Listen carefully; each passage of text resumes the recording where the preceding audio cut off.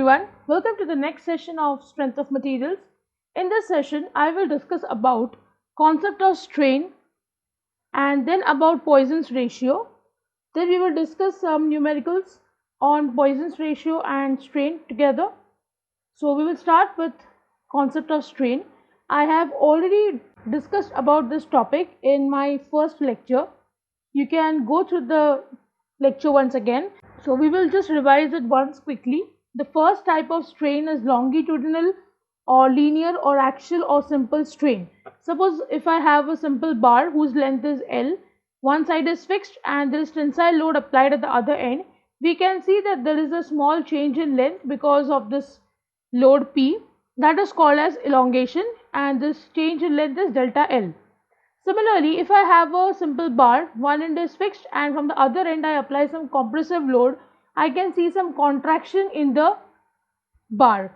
So this contraction happens by delta L length, and the length which is finally obtained is L minus delta L. So the formula for longitudinal or linear strain is delta L by L, which is change in length upon original length. This change in length may be either positive, for example elongation, or it could be negative like in the case of contraction. It is very important to note over here that longitudinal or linear strain can happen only when the load is applied along the length of the body. Now suppose if I apply the load along the length, then there are other two dimensions which are also to be considered. For that we have another type of strain which is called as lateral strain. So along length L, if the load is applied P, then this becomes a longitudinal strain, and B and T come under lateral strain. So here I have written lateral strain EB is delta B by B, and along the direction T will be ET is delta T by T. These two are the lateral strain. The third type of strain is called as volumetric strain, wherein we take the ratio of change in volume to the original volume of the body. And the last type of strain is a shear strain. This I have discussed in detail. I'll just give you an idea once again. Say A, B, C, D is a block and I apply some load over here P. The first layer will shift to D dash C dash, as you can see, and the consecutive layers will also shift, as we can see. A, B will not shift because this end is fixed. So when the layers shift, we can see an angle formed from both the sides. This angle is phi. Suppose if I take tan of phi, I get tan phi is opposite upon adjacent. So here tan phi will be delta L by H. So here I have written. Now this angle phi is actually very small. When phi is very small, we say tan phi is approximately equal to phi. Hence phi becomes equal to delta H by H. Next we will discuss about Poisson's ratio. The ratio of lateral strain to the longitudinal strain is a constant for a given material when the material is stressed within the elastic limit. This ratio is called as Poisson's ratio, and it is generally indicated by mu or 1 by m. So here you can see mathematically I have written mu is equal to minus lateral strain upon longitudinal or linear strain. Now why have I used a negative sign? This negative sign indicates that increase of one side. For example, if I apply the load along the longitudinal axis, as we just saw, the length will increase, but the width and the thickness will have to be reduced. Only then the length can increase, because we are not adding any material into the system. So it is written that the increase of one side is compensated for by the other two sides. I have written sides because it could be one or two. So here it is by the other sides. Now mu varies from 0.25 to 0.33 for steel. For rubber the value is 0.45 to 0.5. Actually the highest value of mu is 0.5, which is for rubber, because in rubber if you observe the elastic limit is very high, the elasticity is very much. If you increase the length, the width and thickness will reduce a lot. So maximum reduction in the other two dimensions will happen in the case of rubber. The most interesting one here is cork, because you can see for cork the value is 0, which means if you apply load in one direction, there is no change in that direction itself, so there are no other changes in other dimensions. Cork is generally seen as a material which is used for closure for the champagne bottles for this reason, because they do not change in dimension, they remain the same. So it is quite sturdy to use it.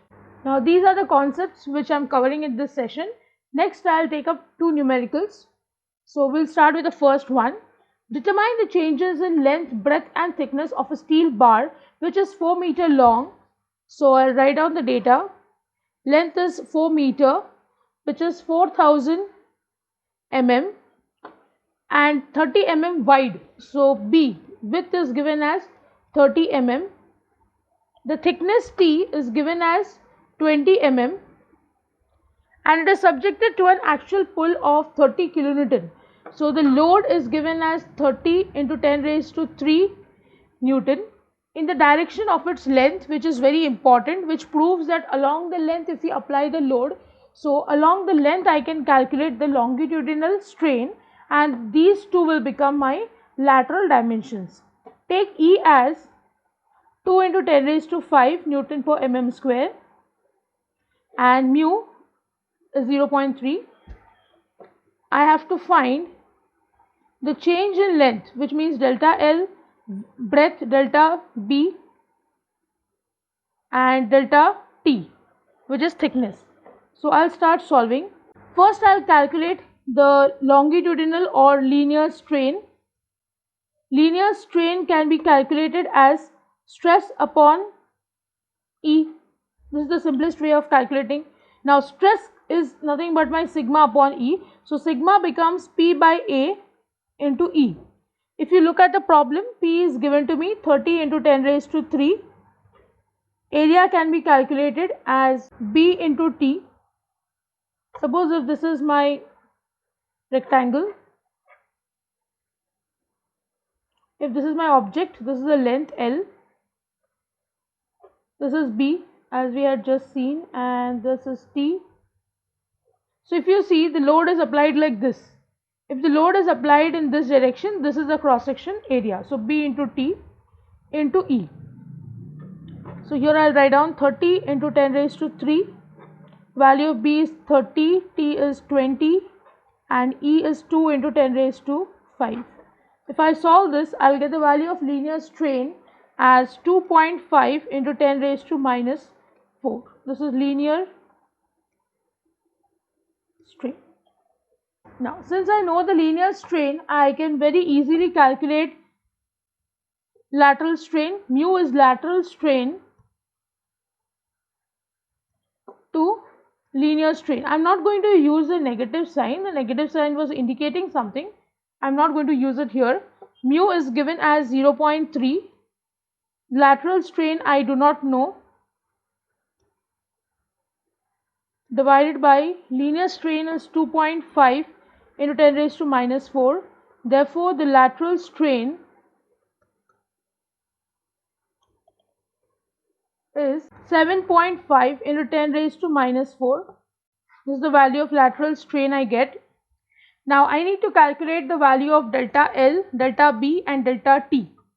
For that, I will start with lateral strain. Now there are two types of lateral strain. One is going to be EB and one is going to be ET. So let's not write lateral strain. I'll write down EB will be delta B by B. This value is 7.5 into 10 raised to minus 4.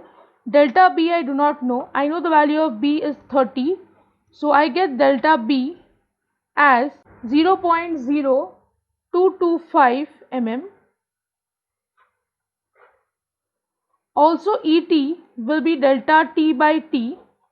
Therefore, the value of delta T will be ET into T, which is 7.5 into 10 raised to minus 4, and the thickness is 20.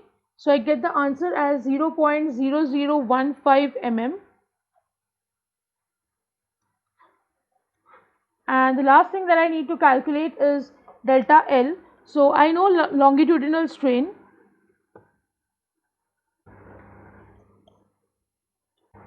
Longitudinal or linear strain will be delta L by L.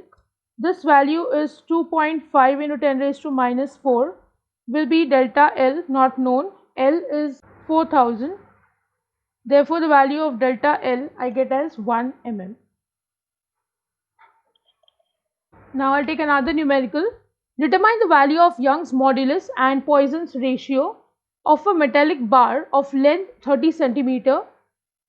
So the length is given to me as 30 centimeter, which is 300 mm. The breadth B is given to me as 4 centimeter, which is 40 mm. And the depth, that is thickness, is given to me as 4 centimeter again, which is 40 mm. When the bar is subjected to an actual compressive load of 400 kilonewton, so the value of P is 400 into 10 raised to 3 Newton. The decrease in length is given as, so delta L is known to me 0.075 centimeter, which will be 0.75 mm, and the increase in width is given as delta B is 0.003 centimeter, which will be 0.03 mm. So I have to find Young's modulus E and mu.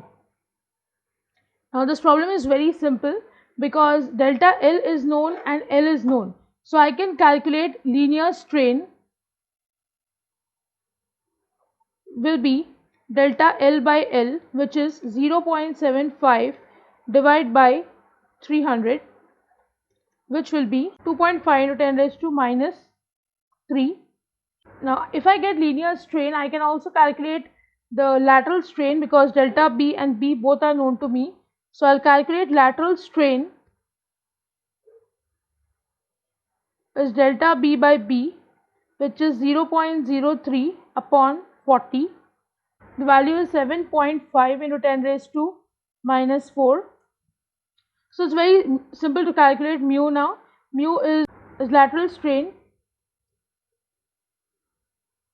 upon linear strain. When I divide these two, I'll get the answer as 0.3. Now for calculating Young's modulus E, I will use the formula stress upon linear strain, which is a very simple formula. So stress is P by A into linear strain. So this will be 400 into 10 raised to 3. Area will be B into T into linear strain. I get the answer as 1 into 10 raised to 5 Newton per mm square. So this is how the numerical is supposed to be solved. With this, I end this session. I hope you have understood the lecture. If you have any doubts or you want me to solve any numerical, please write to me in the comment section. Don't forget to like, share and subscribe to my channel. Hit the bell icon for latest updates of my videos. See you in the next session. Thank you.